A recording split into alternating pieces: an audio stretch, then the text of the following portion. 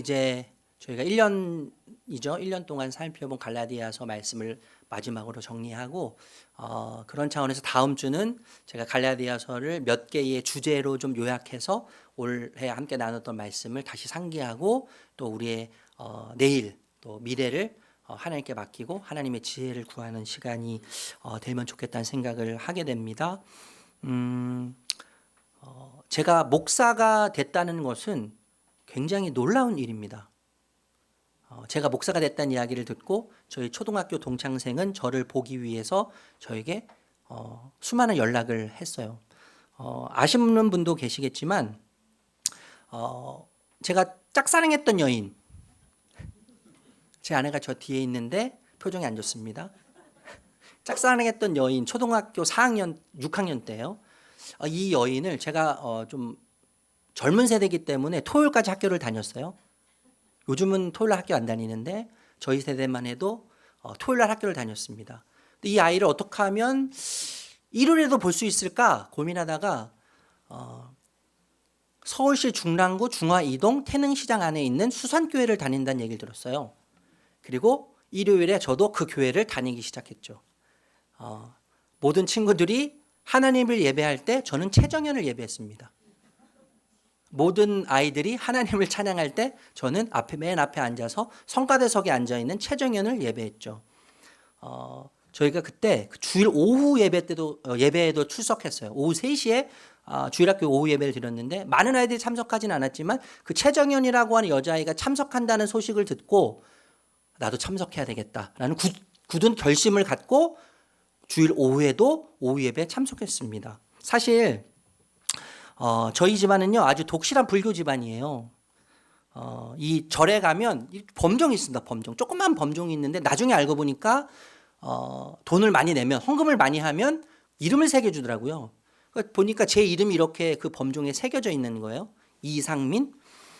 초등학교 4학년 때로 제가 기억하는데 불교에서 중요시 여기는 덕을 쌓는 행위, 방생이란 거 여러분 들어보셨어요? 방생? 생명을 풀어주는 겁니다.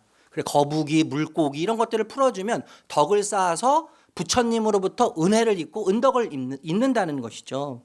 제가 초등학교 4학년 때 방생을 하러 갔는데 바위 돌 이끼에 미끄러져서 넘어졌어요. 손에 들고 있던 사이다 병이 깨졌습니다. 그래서 너무 깊게 파인 나머지 뼈가 보였어요. 뼈가. 봉합을 해야 했는데 스님이 담배 이렇게 하얀 담배 피를 제거하고 거기 안에 들어있는 담배 뭐라고 하죠 그걸요?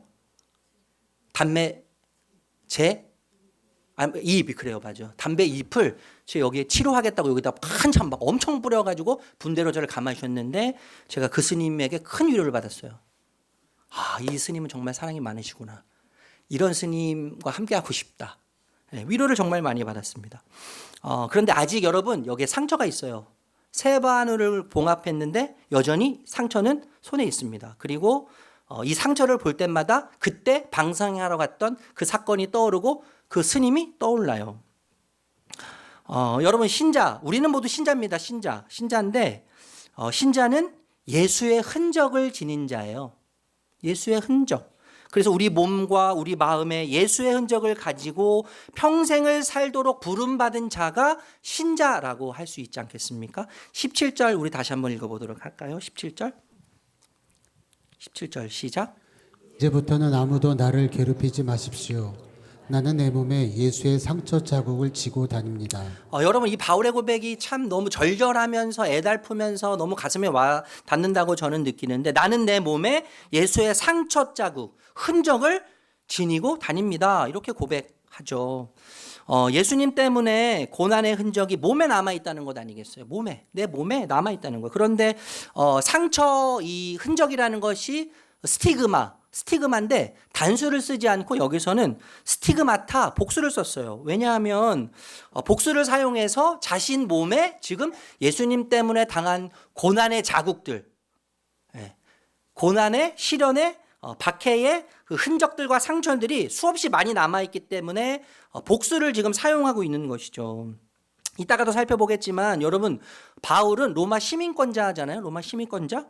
로마 시민권자임을 밝히면 로마 시민권자를 소유한 자는 특별한 권리가 있었기 때문에 매를 맞지 않고 핍박을 받지 않고 고난을 당하지 않을 특별한 권리를 내세우면서 그 핍박으로부터 자유할 수 있었습니다. 그런데 바울은 실제로 이루 말할 수 없는 수많은 박해를 받고 고난을 당해요. 고린도서 11장 23절에서 27절 읽어볼게요. 시작. 나는 수고도 더 많이 하고 감옥살이도 더 많이 하고 매도 더 많이 맞고 여러 번 죽을 뻔하였습니다.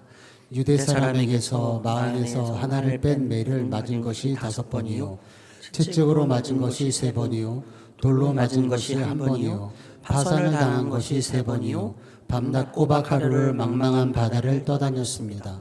자주 여행하는 동안에는 강물의 위험과 강도의 위험과 동족의 위험과 이방 사람의 위험과 도시의 위험과 광야의 위험과 바다의 위험과 거짓 형제의 위험을 당하였습니다.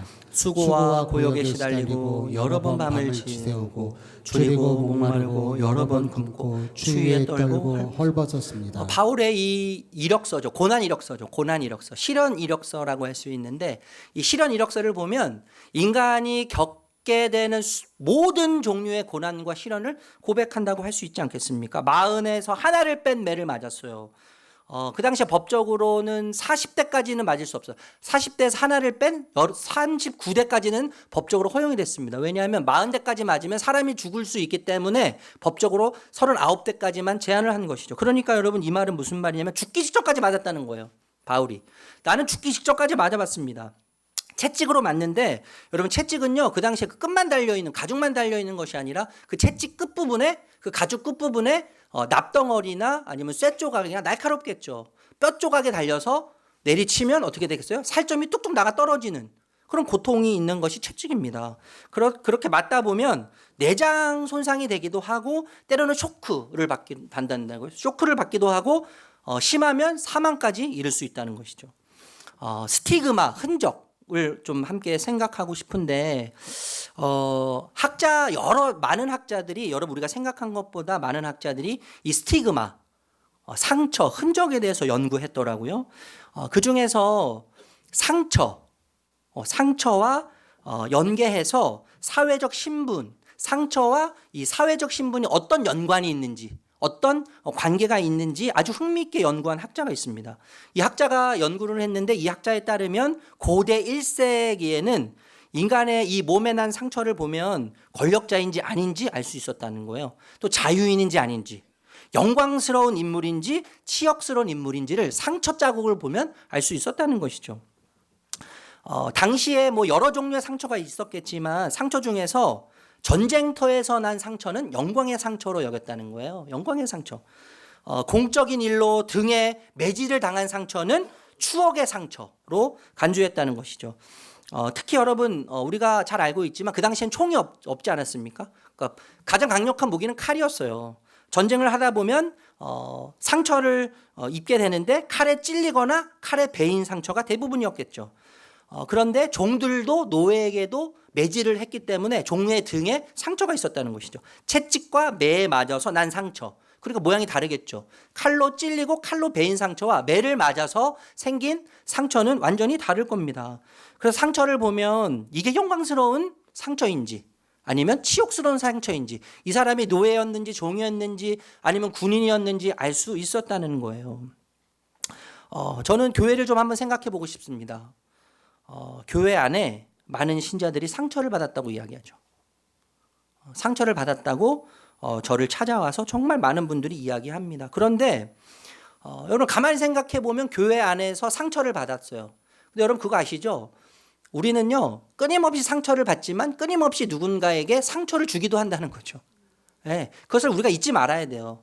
내가 받는 상처만큼이나 나를 통해서 내가 선의를 가지고 하고 선한 목적을 가지고 무언가를 하더라도 우리는 왜곡된 자아를 가지고 있고 삐뚤어지는 자아를 가지고 있기 때문에 왜곡해서 받아들여요.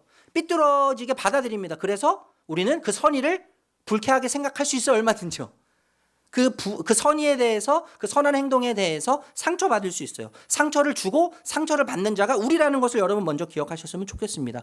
그런데 여러분, 교회 안에서 현재 일어나는 수많은 상처를 받았다고 하는 이 상처는 대부분 제가 생각할 때 자신의 자리를 주장하는 경우, 자기를 자랑하는 경우, 교회 안에서 세력, 힘을 잡으려다가 싸움이 일어나고 상처를 주는 일들이 정말 많다는 겁니다. 그리고 나 상처받았다고 이야기하는 경우가 너무나 많다는 거예요. 너무나 속상하죠. 여러분, 그리스도 때문에, 십자가를 지고 갔기 때문에 받은 상처는 아니죠. 생긴 상처는 결코 아닙니다. 냉정하게 우리 자신을 돌봐야 돼요. 내가 아파하고 고통스러워하고 내가 받은 상처는 예수님 때문에 십자가를 지고 가기 때문에 받은 상처인지, 아니면 나를 주장하다 보니까, 내 자랑을 하다 보니까, 내가 원하는 대로 공동체를 이끌어 가려고 하다 보니까, 세력을 잡으려고 하다 보니까 생긴 상처인지를 늘 생각해야 돼요. 여러분, 질문하고 싶습니다. 여러분에게는 어떤 상처가 있습니까? 여러분에게는 어떤 흔적이 있습니까? 그리스도 때문에, 십자가 때문에 생긴 상처를 가지고 있으십니까? 저는 2025년을 마무리하는 요즘 이 시간을 보내면서 우리의 상처를, 우리의 흔적을 돌아볼 필요가 있다고 생각합니다. 전쟁터에서 입은 상처에 대해서 제가 좀 전에 말씀드렸는데, 전쟁터에서 상처를 입더라도 위치가 그 당시에 중요했다는 거예요. 위치. 어디에 상처를 입었느냐. 그러니까 앞에 입었느냐, 뒤에 입었느냐 굉장히 중요했다는 것이죠. 그 당시에 로마 병사들은 상처가 어디에 났는지를 자랑했다는 거예요. 상처를 자랑하는데 상처가 어디 부위에 있는지를 자랑했다는 거죠. 여러분 생각해 보세요. 병사들이 입은 상처에 따라 영광스러운 상처가 될 수 있고 수치스러운 상처가 될 수 있을 겁니다. 특히 앞부분에 난 상처. 목이나 얼굴이나 가슴이나 이 앞부분에 난 상처들은 적들과 맞서 싸워서 싸움을 하다, 목숨을 걸고 싸운 결과물인 거죠. 당당하게 목숨을 걸고 싸우다 보니까 이 앞에 얼굴이나 목이나 가슴에 상처가 생긴 거예요. 그러니까 고통과 죽음과 두려움을 이겨낸 용맹스러움을 상징하는 거 아니겠어요? 앞에 난 상처는요, 그렇죠? 용기를 보여주는 자랑스러운 상처예요. 그런데 여러분 반대로 생각해 보세요. 등에 있는 상처, 군인인데 등에 나 있습니다. 대부분 그 당시는요, 군인으로서 등에 난 상처는 수치와 부끄러움의 상처였다는 거예요. 비겁함의 흔적이죠. 비겁함의 흔적. 왜냐하면 비겁하게 도망가다가 난 상처일 가능성이 크기 때문에요.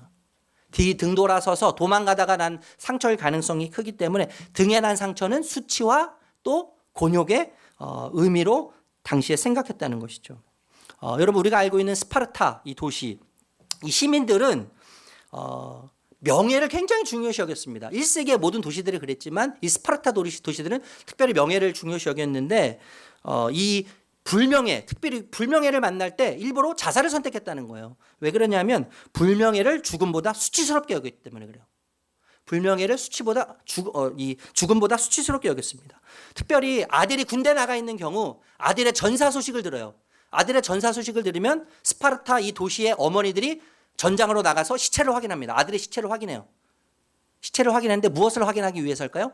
상처가 어디 났는지 확인하기 위해서. 앞에 났는지 뒤에 났는지 확인하기 위해서 아들의 시체를 볼 때 앞에 상처가 나서 시체로 있으면 영광스러운 죽음으로 생각했다는 거예요. 그래서 그 아들의 시체를 가지고 고향으로 돌아가서 자신의 아들이 영광스러운 죽음을 맞이했다고 자랑하면서 가족 무덤에 안장했다는 것이죠. 반대로 아들의 상처, 이 시체의 상처가 뒤에 나면 수치스럽게 여겼어요. 도망가다가 이 아들이 죽지는 않았을까? 수치스럽게 여겼기 때문에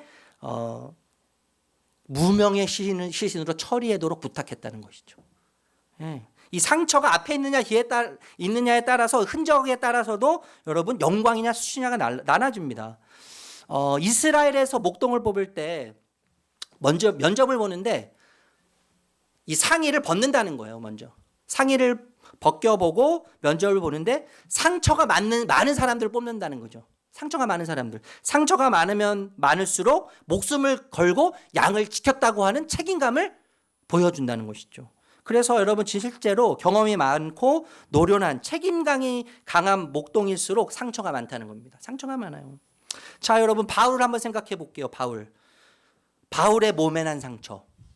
어떤 상처겠습니까? 그 당시에 로마 사회의 관점으로 보면, 정치적인 관점으로 보면, 종교적인 관점으로 보면 바울의 몸에 난 상처는 영광스러운 상처가 결코 아닐 겁니다. 결코 아니에요. 매질로 돌에 맞아 난 상처이기 때문에 수치의 상처일 것이고 또 수치의 흔적이었을 것이 분명해요. 여러분 우리는 잘 알고 있죠. 시작할 때도 말씀드렸지만 바울은 로마 시민권자입니다.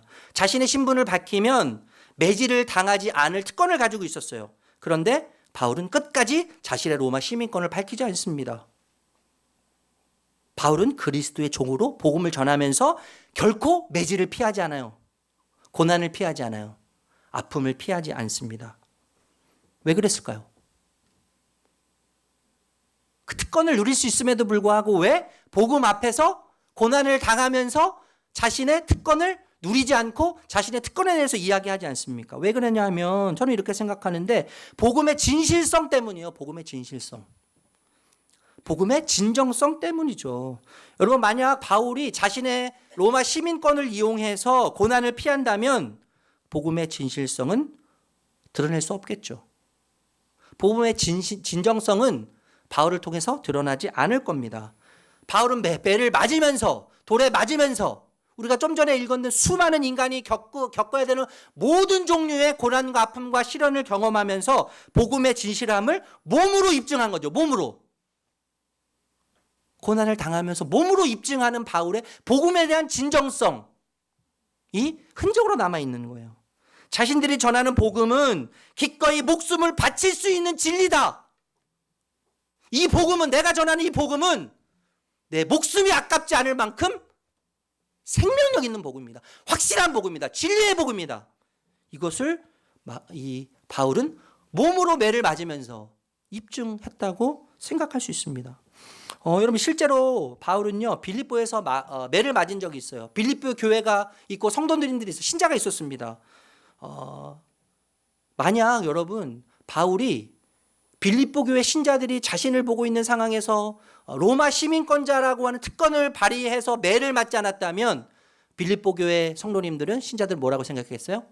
바울은 로마 시민권자로 고난을 피해가지만 우리는 로마 시민권을 소유하지 못한 자로 이런 핍박을 받고 이런 고난을 당하는구나. 이질감을 느꼈을 것이 분명합니다. 그렇다면 어떻게 되겠어요? 빌립보 교회 신자들은 복음을 받아들이지 않았을 거예요. 여러분, 우리는 바울의 이야기를 통해서 예수님을 생각하게 돼요. 이런 포기, 내려놓음의 본이 되어주신 예수님. 빌립보서 2장 6절에서 8절 말씀 읽어볼게요. 빌립보서 2장 6절에서 8절 읽겠습니다. 시작. 그는 하나님의 모습을 지니셨으나 하나님과 동등함을 당연하게 생각하지 않으시고 오히려 자기를 비워서 종의 모습을 취하시고 사람과 같이 되셨습니다. 그는 사람의 모양으로 나타나셔서 자기를 낮추시고 죽기까지 순종하셨으니 곧 십자가에 죽기까지 하셨습니다. 여러분 하나님의 본체세요. 예수님은요. 본체라는 말은 본질이 같다는 거예요. 하나님의 본체, 신성과 존재의 근원이 신이에요. 신. 네. 본질이 하나라는 것입니다. 동등함을 당연하게 생각하지 않으시고 신적 권세와 능력을 주장하지 않으셨어요. 인간의 모습으로 낮아지셨다는 거죠. 자기를 낮추시고 죽기까지 순종하셨습니다. 혁명이죠. 혁명. 신이 인간이 되기까지 낮추시고 십자가에 죽기까지 복종하시고 순종하셨어요. 이거 뭐 굉장한 혁명인데 비움의 혁명이죠. 순종의 혁명 아니겠습니까? 신적 능력을 포기하고 인간을 스스로 구원하기 위해 스스로 낮추신 예수님의 겸손과 희생을 상징하는 것이죠. 여러분 예수님은요 하나님과의 동등됨을 이용하지 않으십니다. 하나님과의 동등됨을 이용하지 않으세요. 종의 형체로 종이 되어서 종의 모습으로 십자가에서 죽으셨어요. 저는 이것이 기독교의 핵심이라고 생각해요. 기독교의 핵심, 우리가 믿는 핵심. 예수님은 하나님이시면서 단순한 인간이 아니라 동시에 완전한 인간의 모습으로 오셔서 혁명을 일으키신 거예요. 혁명. 새 질서를 창조하셨다는 거예요. 여러분 이것은 궁극적으로 말하는 것이 무엇입니까? 우리의 삶에 적용해 본다면 여러분 우리는요 예수를 믿고 하나님의 자녀로 얼마든지 이 세상에 있는 걸 다 누릴 수 있어요. 제가 예전에도 말씀드렸지만 우리 성도님들이 경제적으로 성공하고 잘 되고 이 세상에서 명예를 얻고 하는 거 너무나 행복하고 좋은 일이에요. 다 누리셔야 돼요. 다 누릴 수 있어요, 여러분. 죄가 아닙니다, 결코. 여러분 경제적으로 잘 살고 인기를 얻는 게 죄가 아니에요. 그렇게 하셔야 돼요. 그런데 그렇게 누릴 수 있지만 때로는 믿음의 진정성, 복음의 진정성을 위해서라면 내려놓을 수 있어야 한다는 거죠. 이게 뭐예요? 초점입니다. 초점이에요. 2006년 1월 5일 33세로 세상을 떠난 한 청년이 있습니다. 한경직 목사님이 돌아가신 이후에 기독교 장례를 치렀는데 그 당시에 4,000명 이상이 이 장례식장에 참여했어요. 한경직 목사님 장례 이후에 두 번째로 4,000명이 넘는 조문객들이 참석했습니다. 이 청년의 장례식장이에요. 수많은 인파가 몰려들었는데 누구냐면 의사 안수현이라는 사람이에요. 의사 안수현. 고려대 의대 91학번 내과 전문입니다. 많은 이들에게 복음을 전하고 예수를 알리기 위해서 학교에서 스티그마, 우리가 함께 나누는 스티그마, 흔적, 상처라고 하는 네임을 걸고 동아리를 만들었어요. 그리고 복음을 전했습니다. 그렇게 복음을 전하다가 의사가 돼서도 복음을 전했죠. 그런데 안수현 씨가 세상을 떠나게 돼요. 떠나게 되는데 떠난 지 3년이 지날 때쯤 그를 잊지 못했던 주변의 사람들이 우리 안수현을 기억하자. 그의 짧은 삶을 기억하자라는 취지로 책을 냈어요. 그 청년 바보 의사. 여러분 한번 읽어보시면 좋을 것 같아요. 그 청년 바보 의사. 책의 내용 중에 이런 내용이 있습니다. 진료를 보다가 한 할아버지를 만난 이야기예요. 한 번은 할아버지가 진료실에 들어오셨습니다. 옷차림으로 보아 형편이 그다지 넉넉하게 보이지 않았습니다. 이런저런 검사를 해야 한다고 말씀드렸더니 당혹스러운 표정으로 검사는 고사하고 나중에 다시 오겠다고 하는 것이었습니다. 조선족 교포인 할아버지는 두 달째 월급이 밀려 있었고 보험 없이 겨우 3만 원을 만들어 무작정 병원문을 두드렸던 것입니다. 돈이 없으니 다음에 보자고 하고 그냥 보내야 하나? 아니면 대충 약을 지어 드려야 하나? 그렇다고 대충 약은 지어 드릴 수 없고 이런저런 고민을 하다가 청년 의사의 손은 이미 지갑을 만지고 있었고 결국 신용카드를 꺼내 들었습니다. 자신도 녹록치 않은 주머니 사정이지만 해결되지 않은 고통 속에서 지낼 환자를 생각하면 그냥 돌려보낼 수 없었던 것이었습니다. 이런 상황 속에서 늘 마음속으로 떠올리는 한 문구. 예수님이라면 어떻게 하실까? 예수님이라면 어떻게 하실까?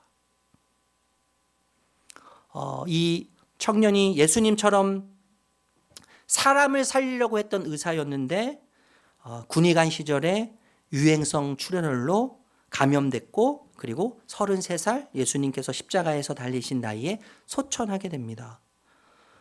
많은 아까도 말씀드린 수많은 조문객들이 왔는데 병원에서 청소하시는 분들도 오시고 또 식당 아주머니, 병원의 식당 아주머니도 오시고 침대 미는 도우미 분들도 오시고 그런데 교회 병원 정문 앞에서 구두 닦는 일을 하시는 한 분이 오셨습니다.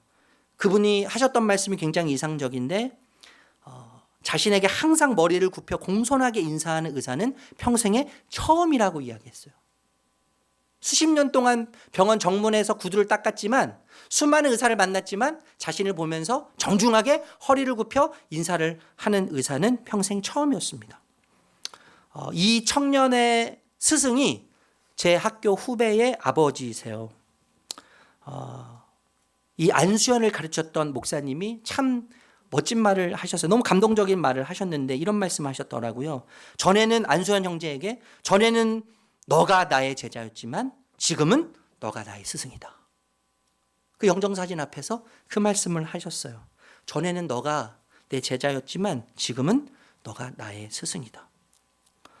저도 어떤 목사님 설교를 들으면서 알게 됐는데 그가 소천한 이후에 이 SNS에 수많은 추모의 글이 남겼다는 거예요. 다 소개는 드릴 수 없는데 몇 가지를 제가 여러분에게 소개하고 싶습니다. 그중에 예수님을 닮은 사람, 예수님의 흔적을 지닌 사람, 예수님을 생각나게 하는 사람. 어떤 여동생인 것, 후배인 것 같아요. 이런 글을 남겼습니다. 예수님의 흔적을 보여준 오빠, 나도 오빠처럼 예수님을 닮아 살아갈게요. 그리고 지금은 바뀌었는지 모르겠어요. 얼마 전까지만 해도 그의 홈페이지에 세대백교회 우리 리고원 목사님의 글이 남겨 있었다는 것이죠. 잘 들어보십시오. 하나님은 당신에게 화가 나 계신 것이 아니라 하나님은 당신에게 미쳐 계십니다. 하나님은 당신에게 화가 나 계신 것이 아니라 하나님은 당신에게 미쳐 계십니다. 여러분, 우리가 어떻게 예수님의 사랑을 알 수 있습니까? 어떻게 우리가 예수님의 사랑을 알 수 있어요? 우리 예수님 본 적도 없고요. 만져본 적도 없어요. 우리는 특별한 기적을 경험한 적도 없어요. 근데 그 예수님의 사랑을 우리가 어떻게 확신할 수 있고 그 사랑을 어떻게 확인할 수 있겠습니까? 예수님 몸에 난 창자국 때문에 확인할 수 있어요. 예수님 몸에 난 못자국 때문에 우리는 그 예수님의 사랑을 확인할 수 있고 확신할 수 있습니다. 여러분, 예수님께서 부활하셨을 때 예수님에게 십자가의 흔적과 못 박힌 손과 발의 흔적은 남아 있었습니다. 왜 남아 있었을까요? 예수님이 능력이 부족해서 그 상처를 못 지우셨기 때문입니까?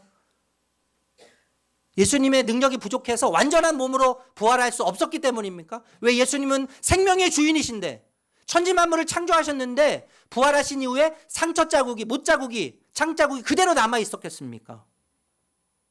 상처 흔적을 남겨놓으신 이유는 무엇일까요? 왜냐하면 우리는 오직 상처로 예수가 누구인지를 알기 때문이에요. 그리고 우리는 그 상처로 그가 나를 위해, 이 세상을 위해, 인류를 위해 무엇을 하셨는지를 알 수 있기 때문입니다. 여러분, 이제는 우리 차례라고 생각해요. 이 질문을 우리에게로 돌려볼 필요가 있다고 생각해요. 그렇다면 우리는 어떻게 예수의 흔적과 상처를 지니며 살 수 있을까요?